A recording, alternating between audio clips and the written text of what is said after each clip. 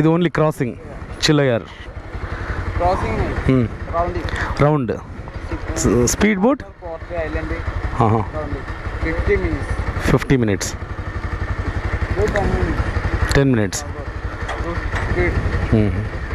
So speed బోట్లో 10 minutes అంట 200 rupees. అది కొంచెం పెద్ద బోట్ అయితే 100 rupees 15 minutes అట్లా రౌండ్ వేసేస్తారంట.